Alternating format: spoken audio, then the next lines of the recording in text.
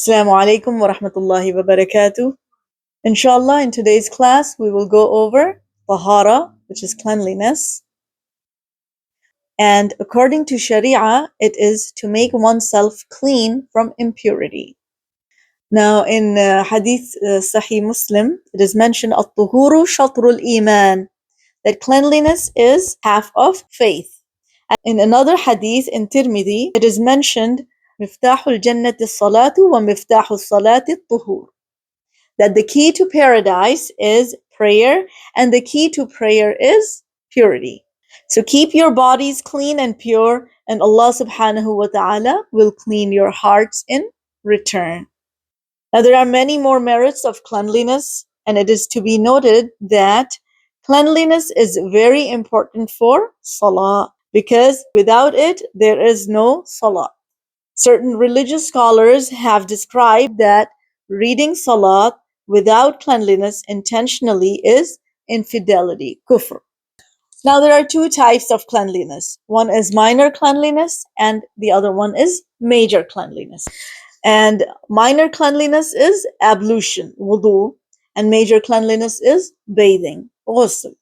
Okay, in last week's class we went over the 4 fara'id of wudu and the 13 sunnah of wudu in much detail, and I hope that you all have made notes of it, especially the ones who are watching. I advise that you make a separate notebook for the basic tajwid class that we're taking and the basic fiqh class, if you want to learn and review or refresh your knowledge of basic fiqh and basic tajwid. And this way you can later on review it, or you can also teach it to someone else. So back to wudu. So we learned the fara'id, we learned the sunnah, and now we will learn the things which break the wudu, which break the ablution, things that nullify the ablution. Now those are passing of stool or urine or gas, and wudu breaks when there is blood or pus oozing from the body. Having a mouthful of vomit breaks the wudu, and sleeping by taking support breaks the wudu. Like if you have a pillow or you're resting your back on something, you're resting on your side, basically your body is in support, and then you fall asleep, then that breaks the wudu. So sleeping by taking support breaks the wudu. And unconsciousness, that is fainting or passing out, breaks the wudu. And intoxication breaks the wudu. And then loud laughter during prayer breaks the wudu. And intimate physical touch breaks the wudu. So these are all the things that break the wudu. Now we covered tahara, cleanliness, briefly. And we also covered the things that nullify the wudu, break the wudu. And now we will cover tayammum. Why do we need to do tayammum? Now, the conditions that require one to do tayammum are that if there is no water to make wudu and it is time for prayer, then in that case you have to do tayammum. Another thing that will require tayammum is when you have very less water. If you have water only to drink, like if you make wudu out of that water, then you will not have any water left to drink to quench your thirst. In that case, you can do tayammum. And also, if you are sick and you feel like if you make wudu and that will make you even more sick, in that case, you can do tayammum. And also, if you feel like you are going to miss your Eid prayer or the Janazah prayer, that if you make wudu, it will take longer, and in that case, you can make tayammum. Now, there are 3 fara'id of tayammum. Number 1 is to make niyyah. You can make niyyah that I'm making the niyyah for tayammum.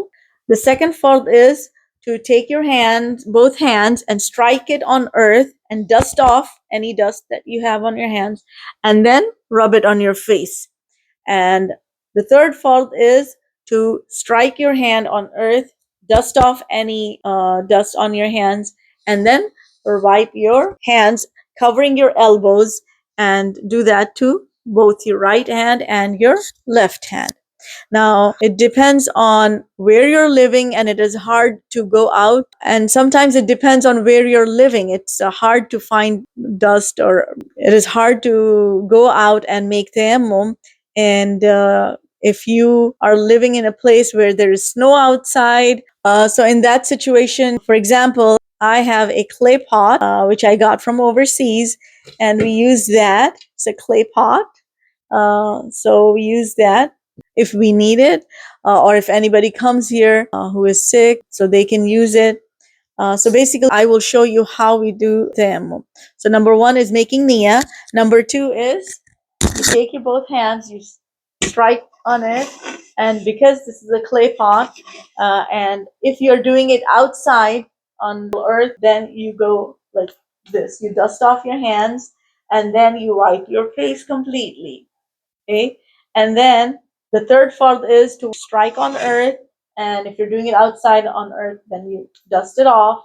You take your left hand and then you wipe it on your right hand, cover the elbow, turn, and then go up, and then turn your left hand and then do the same thing, rub it, and then cover your elbows, go back, and then do that.